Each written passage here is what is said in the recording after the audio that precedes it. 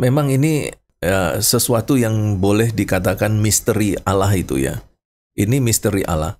Mengapa Allah izinkan Lucifer menggoda Adam dan Hawa? Karena Allah itu kan maha tahu. Tahu kalau nanti mereka pada akhirnya nggak kuat dan akhirnya jatuh. Ya, memetik buah dan memakannya. Di dalam kemahatauan Allah, Allah tahu nggak kalau nanti Adam dan Hawa itu jatuh? Tahu. Karena Allah itu maha tahu. Tetapi kenapa Allah izinkan? Begini, untuk kita bisa mendapatkan satu hasil yang bagus, itu harus melewati ujian. Ya, saudara, untuk menjadi hamba Tuhan yang berkualitas, saudara harus kuliah. Untuk meyakinkan lembaga pendidikan bahwa saudara itu berkualitas, harus dites. Makanya ada ujian tengah semester, ada ujian akhir semester. Itu adalah bagian dari proses pendidikan untuk menciptakan mahasiswa yang berkualitas. Allah mengeluarkan produk manusia.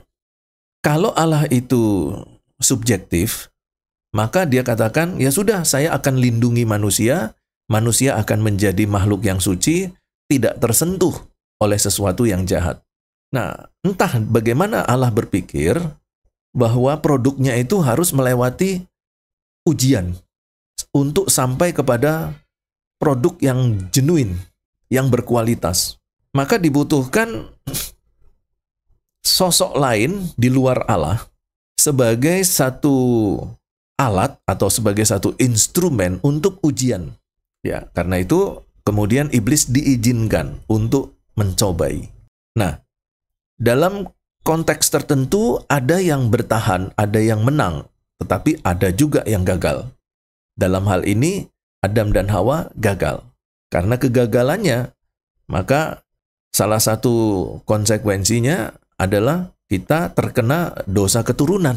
Itu artinya bahwa secara alamiah kita memiliki kemampuan untuk berbuat dosa karena dosa keturunan itu. Tetapi Allah tidak berhenti sampai pada proses itu. Ya, Allah tahu bahwa Adam dan Hawa itu jatuh. Dan Allah juga punya solusinya untuk menyelamatkan manusia. Oleh karena itu, Tuhan Yesus Kristus diutus untuk menyelamatkan manusia. Nah, jadi kalau misalnya Allah itu dalam skenarionya seolah-olah memberikan izin, itu bukan berarti kemudian membiarkan manusia jatuh di dalam keberdosaannya dan binasa. Tetapi Allah tidak berhenti sampai di situ. Dia tidak rela bahwa seluruh ciptaannya binasa. Karena itu diberikannya lah Yesus Kristus, anaknya yang dikasihi satu-satunya untuk menyelamatkan. Kalau ada yang skenario di luar apa yang tadi saya sampaikan, wah itu jawabannya hanya misteri Allah saja. Itu misteri Allah. Kalau kita dapat menjawab semua pertanyaan tentang Allah, maka tentu Allah yang kita maksudkan itu sebenarnya bukan Allah. Karena apa? Karena Allah yang kita gambarkan itu Allah yang masih bisa kita pikirkan dengan otak kita.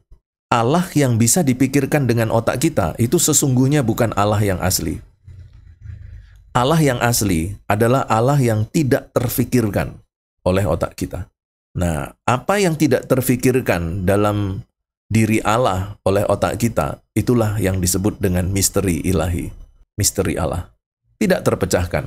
Ya, sekalipun kita mampu menemukan jawaban-jawaban yang spekulatif, tetapi itu hanya jawaban-jawaban spekulatif. Boleh enggak, Pak? Ya, kalau hanya sekedar percakapan di warung kopi, ya sambil menunggu arisan dicabut, ya boleh-boleh saja membicarakan hal itu. Tetapi tidak boleh dijadikan doktrin atau dogma. Kenapa? Ya itu tadi saya katakan, tidak ada dasarnya.